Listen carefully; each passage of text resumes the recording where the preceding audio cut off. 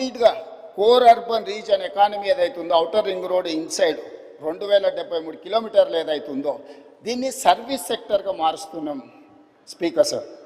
ఎందుకు అని అంటే ఈ ప్రాంతంలో పరిశ్రమలు ఉంటే ఈ పరిశ్రమలు వెదజల్లే కాలుష్యం వల్ల ఇది ఢిల్లీ లాగా మళ్ళొక్క కాలుష్య నగరంగా మారబోతుంది. అందుకే హిల్ట్ పాలసీ తీసుకొచ్చినాం.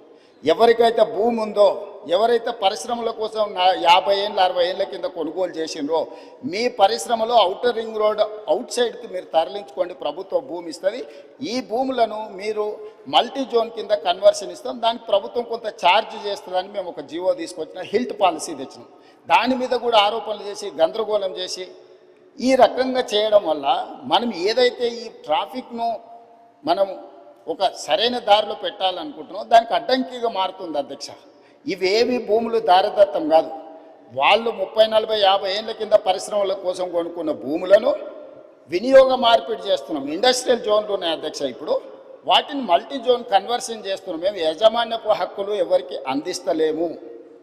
అవి కూడా నోటిఫైడ్ చేసిన పరిశ్రమలను కూడా ఆ జీవోలో నోటిఫై చేసిండ్రు మా మంత్రి గారు. కాబట్టి దీన్ని కూడా ఈ నగరంలో ఉండే ముఖ్యంగా ప్రజాప్రతినిధులు అర్థం చేసుకొని సహకరించాల్సిన అవసరం ఉన్నది.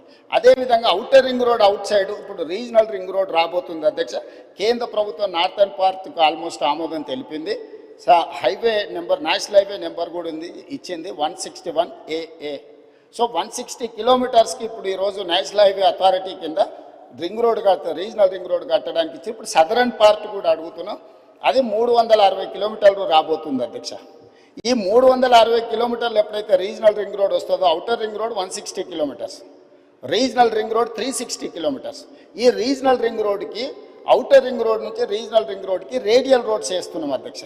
మొట్టమొదటి కొంగర కలాన్ ఎగ్జిట్ నుంచి ఆమన్గల్ వరకు దాదాపుగా 50 కిలోమీటర్లు ఈరోజు 100 మీటర్లతోని మనము ఈరోజు రేడియల్ రోడ్ 1 వేసుకుంటున్నాం అధ్యక్ష. రెండవది హిమాయత్ సాగర్ నుంచి హిమాయత్ సాగర్ జంక్షన్లో మనం హైదరాబాద్ హబ్ కింద క్రియేట్ చేసి ఒకటి లెఫ్ట్కు చందన్వల్లి సీతారాంపూర్ ఇండస్ట్రియల్ పార్క్, అక్కడి నుంచి కొడంగల్ వరకు రేడియల్ రోడ్ ఒకటి వేసుకుంటున్నాం. అక్కడి నుంచి మూసీ మీదకి అంటే హిమాయత్ సాగర్లో మూసీ మీదకి ఎలివేటెడ్ కారిడార్ స్టార్ట్ అయితే రామోజీ ఫిలిం సిటీ దగ్గర ఉన్న గౌరెల్లి వరకు ఈరోజు మనం ఎలివేటెడ్ కారిడార్ వేసుకుంటున్నాం అధ్యక్ష. సిటీ మధ్యలో నుంచి ఈ రవాణా సౌకర్యం ఏర్పాటు చేస్తే ఈరోజు మీకు హిమాయత్ సాగర్ నుంచి గౌరెల్లికి పోవాలంటే రామోజీ ఫిలిం సిటీ వైపు నుంచి వెళ్తే 69 కిలోమీటర్లు అవుతుంది.